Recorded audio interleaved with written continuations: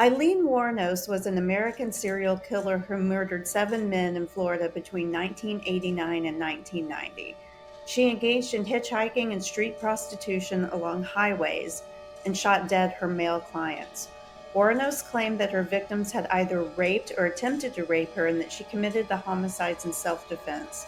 All of her victims were male motorists between the ages of 40 and 65. Underwear, alcohol, syphilis, murder, forbidden.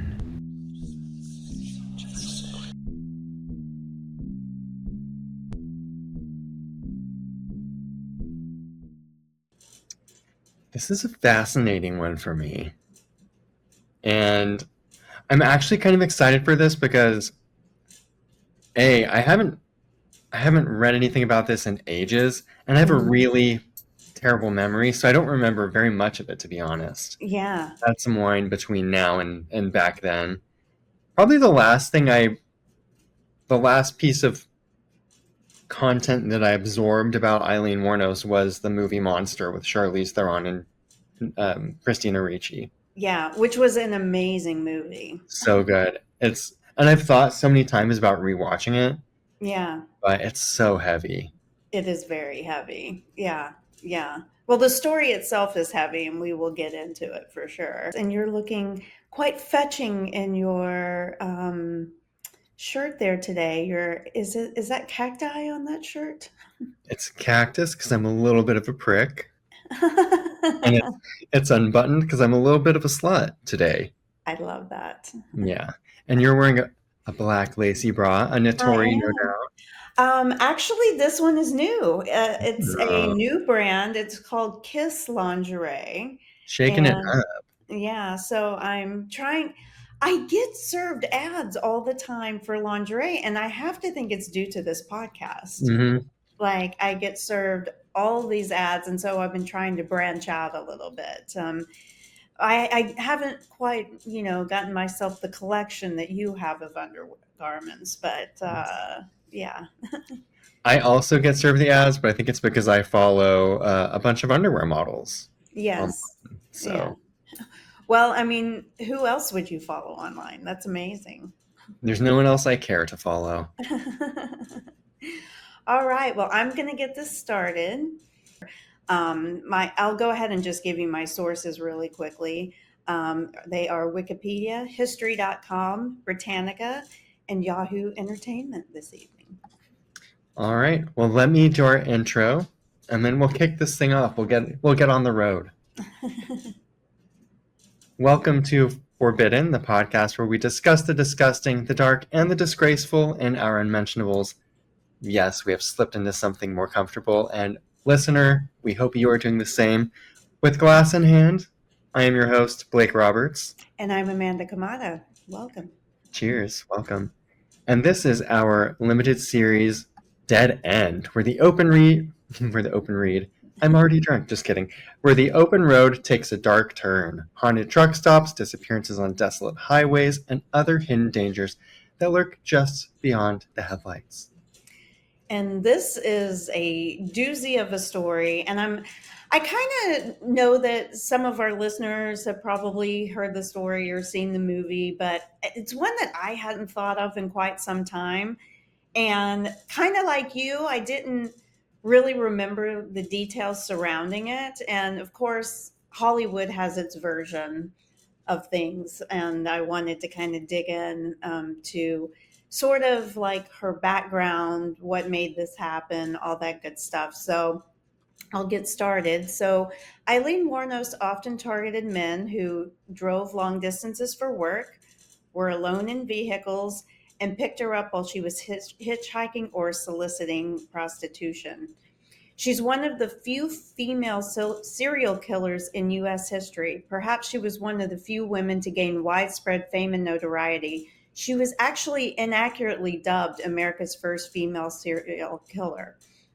Her case was heavily publicized through television talk show appearances that she did and the documentary The Selling of a Serial Killer.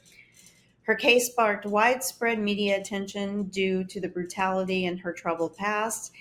And as you have already mentioned, the story was dramatized in the movie Monster, which was 2003, if you can believe it was that long ago, earning Charlize Theron an Oscar for her performance. I forgot that she won an Oscar for that, but when I watched the movie, I totally get why. I Yeah, mean, you wouldn't even know it was her. I mean, it was crazy the weight that she gained, the prosthetics that they used, and the makeup that they did. I mean, it and just her acting in general. I mean, she's so fucking beautiful, you know. yes, And for them to be able to transform her and for her to transform herself into this person is totally incredible and definitely Oscar worthy, in my opinion. I agree. There's so few now. I feel like now, if I see a movie come up that has like a really big star playing a character, especially a historical character or like a true life character, I have a hard time committing to it because I can't get past that actor Yes. role. And a good example was it Anthony Hopkins played Alfred Hitchcock in a movie? I believe so. Something Yeah. like that. And the whole time, all I could see was the actor and not Hmm. the character. And it's not that it wasn't well acted, I just could just see him. And this is one where totally unrecognizable. Like, Right. Charlize Theron is gorgeous. Like, Yes. Like probably one 10. of the most beautiful women out there. She's a 10 plus, Yes, you agreed. know. Yeah. And yeah, And she yeah, seems to anyway. be cool as fuck. But I Hmm. digress. Yeah, Enough about Charlize. Let's talk about Eileen. let's get Um, gross. yeah. So she claimed self defense, saying each man tried to sexually assault her. Prosecutors, however, believed and at least some killings were motivated by robbery and rage rather than self defense. So, a little bit about Eileen. She was born February 29th, 1956, in Rochester, Michigan, as Eileen Carol Pittman. Her mother was 14, 14 when she had her. And her father, shockingly, was absent. She endured childhood trauma. She was actually abandoned by her mother at age 4 and was raised by her grandparents. She reported sexual abuse by her grandfather from the ages of 8 to 13. She dropped out of school in 8th grade. And in her early teens, she spent time at a home for unwed mothers and then dropped out of school and turned to prostitution. And she was briefly married herself at the age of 14 to a 20-year-old, but divorced soon after. Now, something that I couldn't find a lot of information, if any information on, and maybe it's because they've chosen to remain anonymous or whatever, I never could confirm that she had her own children, but it said in her early teens she spent time at a home for unwed mothers. So I don't know if she was just a runaway or if she was actually a single mom at that time. I was not able to find anything about her children. But needless to say, she had a very horrible childhood and was basically living like an adult by the age of 14, And whatever, I was however way you slice it. right. And I feel like Yeah. I've said this so many times, and I would be remiss if I didn't repeat myself. But I always feel sort of bad. And again, not to excuse, you know, Horrible behavior yeah, or but monster behavior. right. But I mean, something makes these people this way, and we don't really know definitively what that is. But I think everyone feels pretty good about the fact that at least one of the contributing factors is your upbringing, Hmm. and these people are kids too at some point, and they're Right. going through these horrible events. That nobody of any age should go through, much less a child. Wild, yeah. Yeah, So, and again, it doesn't excuse future behavior, but it just makes the whole thing even more tragic. exactly. Yeah. Well, she had an early criminal history. In 1974, when she was 18 at the time. She was in prison for driving while intoxicated and for firing a gun from a moving vehicle. She subsequently was arrested numerous times on charges that included armed robbery, check forgery, and auto theft. By the late 1980s, she was a drifter living a transient lifestyle in Florida and working as a sex worker. So she made her way somehow from Michigan to Florida. Um, she was diagnosed with borderline personality disorder and antisocial personality disorder due to her childhood abuse and trauma, and that was contributing obviously to her mental health struggles. And even that, even though she was going through all that, she was very aware and calculating, in the crimes that she committed. She was known for volatile behavior, obviously, a deep distrust of men who could blame her, and social isolation. So, when did this start and who were her victims? So, her first victim was November 30th of 1989, a gentleman named Richard Mallory. It happened in Citrus County, Florida. He was an electronics store owner, and she claimed self defense on that one after an alleged assault. I believe they found him shot with 3 to 5 wounds in his chest, is what I read. The second victim was David Spears. So the first one was in November. This one was in May 19th of 1990. So about 6 months later, in Volusia County, Florida. He was a construction worker, and she shot him in the head. The third happened on May 31st, so not a lot of time in between these two, is Charles Carscaden. He was a part-time rodeo worker, and he was shot after she lured him to a remote area. And that was kind of her MO. Like, she would meet and or solicit herself along highways, hitchhiking, and looking for these male motorists who were by themselves. And basically, she would lure them to remote areas under the guise of sexual, pay to play sex, and then would claim. And maybe sex workers get assaulted all the time. I don't doubt that some of these men may have assaulted her. Right. Quite frankly, she Yeah. could have, been, you know, not, I mean, she could have been justified, not maybe for all of these murders, but, maybe some, I don't know. The fourth victim was Troy Burris. He was murdered in July 30th of 1990 in Volusia County, Florida. So the second man from Volusia County to get murdered by her. He was a delivery truck driver, and he was shot while driving his truck. So that is interesting. Hmm. Charles Humphreys was the next one that was in September 11th of 1990 from Citrus County, Florida. He was a former police officer, and she shot him multiple times. Wow. So kind of wonder, police officer, interesting. Walter Antonio, she murdered on November 19th of 1990 in Dixie County, Florida. And he was a truck driver and had police. Oh, sorry. One moment, please. I'm trying to silence my phone. Sorry about that, guys. And he was shot multiple times as well. And then the final one was Peter Sims. June of 1990 was when he was last seen. They never found his body. He was a retired merchant seaman and disappeared after picking her up.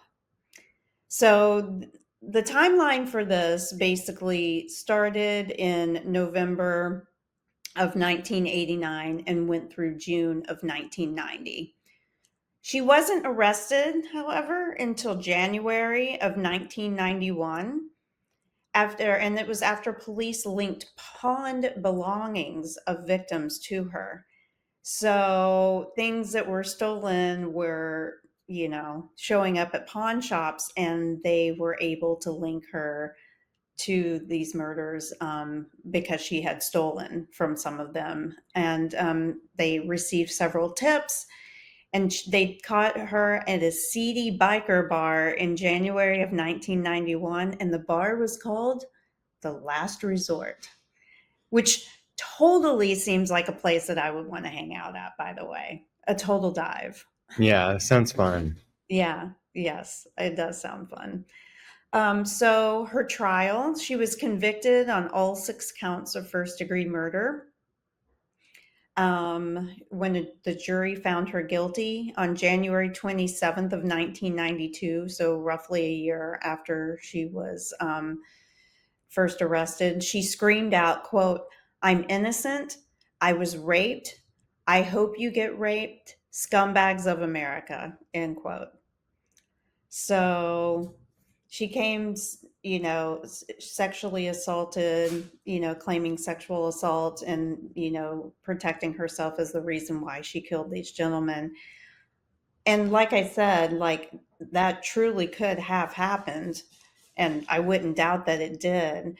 But I think what really worked against her was the rage and the number of times, because like most of her victims, she shot multiple times. It wasn't like a get off me.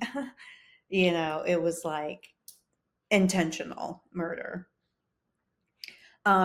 Which is interesting because after saying she was innocent, she then was interviewed and said, quote, "I killed those men, robbed them cold as ice, and I'd do it again too. There's no chance in keeping me alive or anything because I'd kill again. I have hate crawling through my system," she expressed after her conviction. She further assured the system that not giving her a harsh enough punishment would mean putting the world at risk. So this was after she was convicted. And so, again, who knows? It could be her mental, issues at play that had her coming out saying these things. But at her sentencing, she received 6 death sentences for these crimes. And she was executed on October 9th of 2002 by lethal injection in Florida. She did not ask for any kind of food, declined the offer to have a last meal, and asked for one simple cup of coffee.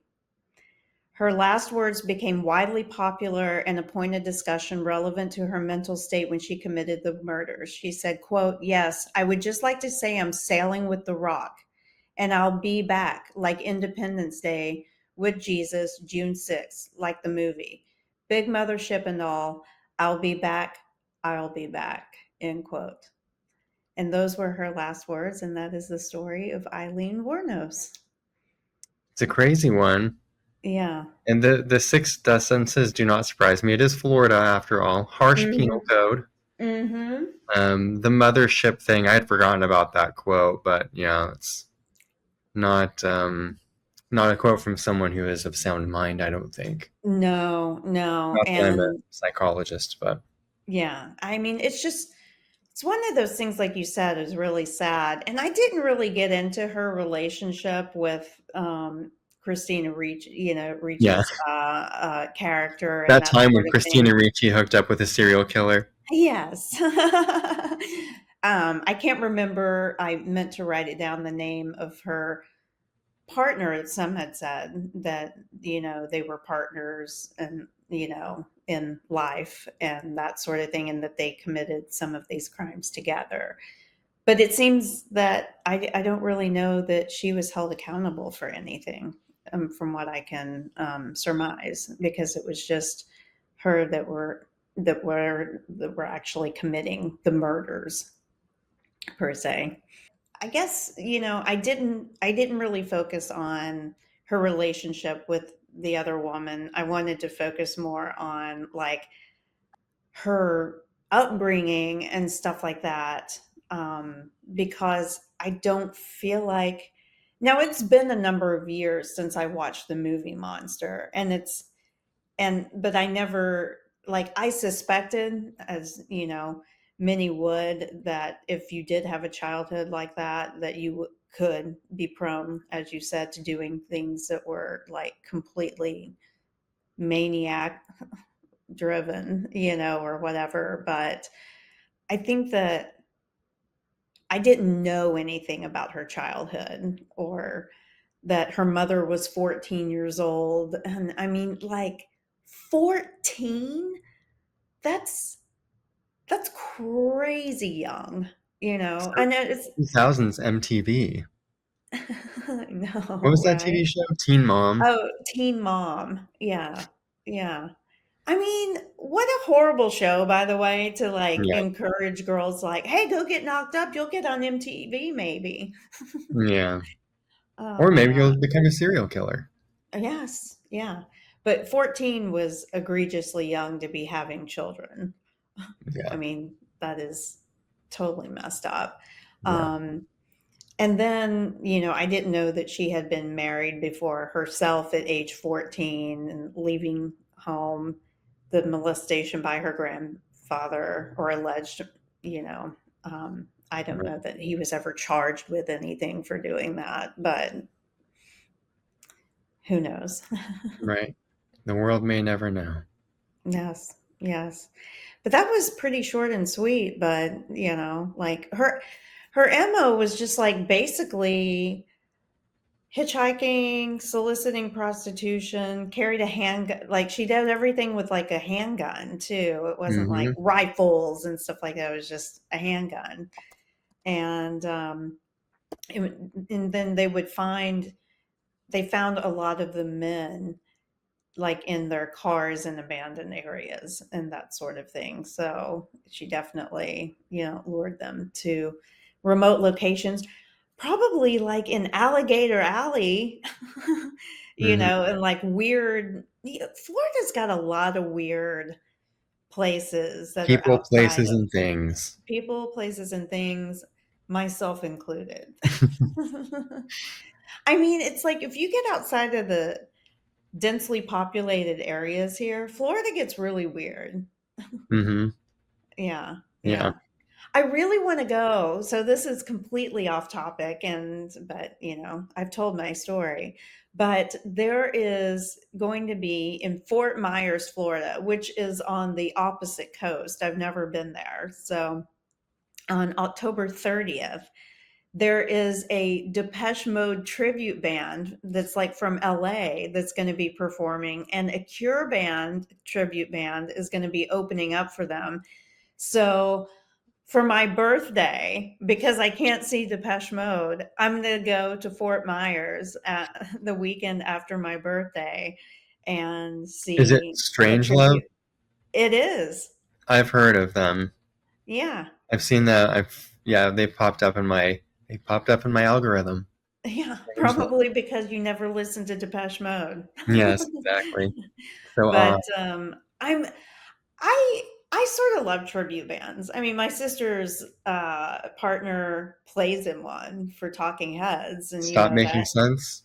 start making sense. Start Yeah, making sense. Yeah. yeah, and I mean they do really well. Like he's been to Australia twice Yeah, they're good. in the last couple years, and I mean, it's legit. And I want to see what this Depeche Mode one is all about. I think Mhm. if anything, it'll be a good show, and I think it's like $40 to see them or something like that. Yeah, that'll be It's fun. yeah, but And you're my going to go to a new place. yes, yes, I'm sure there are probably a lot. I feel like Fort Myers feels like it would have a lot of dive bars and stuff like that, which Hmm. I'm completely into. I like going somewhere where I feel like I'm on an 80s vacation. And for some Yeah. reason, I feel like that name lends itself to that. Like, do they have putt putt golf there? You know, Go um, karts, can I ride a go kart? Can I go to arcades an on a boardwalk. arcade? Yeah, Yeah. So I love arcades. yeah, But yeah, it is Strange Love. That's who it is. that's funny. Hmm. Um, They seem to have a like legit lineup of like touring areas and stuff that they're going to. One of them being, I mean, in LA, but it's kind of randomly distributed out. Like they're doing some stuff in New York. I don't think the city, maybe a little more upstate somewhere. Yeah. Um, but I don't know. It seems legit and kind of kooky. Do you recall? I send you so many memes that Mm. you probably and videos that you probably don't recall this, but I sent you somewhere in some crazy Eastern European country that I don't even know the name of. There is a bar totally dedicated to Depeche Mode. Yeah, I was in, I think, Bulgaria. Is that where it was? Okay. I think so, yeah. Yeah. And I Hmm. was like, that would be really cool to go to. Yeah. But I wonder, would you get like super tired of listening to it? I don't know. You're like, well, A, it's your job, so you're working. Would it like Oh, ruin yeah, just I work mean, for you? to have it, yes, but Yeah, to like if you visit had to it, be in there. Yeah, to yeah, visit would be fun. to visit would be amazing. But Um, I wonder if they play other things. They probably play things like Depeche Mode and similar, you know? yeah, I would think so, Yeah. like a curated list of bands from around, like, the same genre and time frame. Nine Inch Nails, Echo and the Bunnymen, et cetera, et cetera. Yeah, Yeah, yeah. that'd be Nine fun. Inch Nails is actually gonna be in Tampa in September. Yeah, I I saw would they were touring. Yeah, I would love to go see them. I saw them in Memphis whenever I think I was in junior in high school maybe. I went to the show with my sister and the guy I was dating at the time, and it was a great show. I don't know if you've ever seen them live. No, I've Yeah. not yet. No. Um, It's just so expensive to go to these shows. That's the problem, like the real shows. it is. But if you want to talk about cheap shows, and this is completely shifting gears here, I started watching, you know, the Gilgo Beach murders, the Long Island serial killer Oh, list? yeah, there's something new on with that, right? Yeah, Is it like an investigative series on it or something? it is on Peacock. It's called the Gilgo Beach Killer House of Secrets, Mm, and it's relatively new. It's on Peacock now. It's produced by 50 Cent, which seems odd to me, but that seems whatever. very odd to me. Um, but they interview his wife and his kids. Daughter, right? Yeah. Oh, both kids. I see, Well, okay. I've only watched part way, and so far you see the son is part of it, but the Gotcha. interview has been with the mom and the daughter. I saw an article about this, and that's kind of why I knew. Like when you mentioned it, I was like, "Oh yeah, there's some sort of series on it right now." But I read the article about it, and just in the article, they had like a shot of his wife being interviewed, and then a shot of his daughter being interviewed. But I didn't see his son in there, so I wasn't sure. But that's wild. Yeah, the story always sort of stuck with me because it broke a month after I moved to New York. Mm, I moved to New York, I think it was April 10th, 2010, and then in May was when they started finding the bodies on the beach. mm-hmm. And so I followed it closely, and so it's just interesting to see. And they still haven't had the trial, Right. so we'll see what happens. Yeah. But it's pretty interesting. You should check it out. Yeah, I definitely will. And stories like that, just like it was a BTK killer Mhm. who was married and had children, and these serial killers that are leading these massively double life situations Mhm. with having a family and that Golden sort of State thing. Killer. Yeah, I mean, how would you how could you even process that a family member, i.e., your father, could do something like this to people? I Do don't think you they know? do. At least in the Gilgo Beach, it sounds like they're they don't believe it. And Really? innocent until proven guilty, right? Like they still have Yeah, to go yeah, through the yeah. Oh, trial. of course, this is all alleged, at this But point. yeah, Yeah. so I think that's where they stand right now. BTK's daughter wrote a book about him, and she was very much like she she believed that he was a killer. Um, Mhm. and at some point, we should have my aunt on because she had a run in with BTK in the 70s. You're kidding Have I me. told you that story? No. Okay. I won't tell you too much now. Let me see if it's let me see if it's possible to have her come on and tell her story Okay. because it could be interesting. If not, I'll just tell it one time. Okay. Um, but yeah, That's wild. yeah. Wow. Anyway, Interesting. That's nuts. But yeah, I definitely will watch that on Peacock and, would encourage our listeners that are interested to do that as well. I mean, it's something I know when the trial starts, we'll definitely be talking about it on this podcast, at least in maybe not covering it deeply because it's going to be covered all over the media anyway, but just kind of having discussions like this about it. mm-hmm. I'm also interested in and I'm following very closely those Idaho murders. The kids that went to University of Idaho that got murdered Yeah. Is in there their more happening house. there? I haven't heard anything. I think, well, I mean, there's constantly like intermittent court hearings and stuff like that going on, but the trial has not started yet. Okay.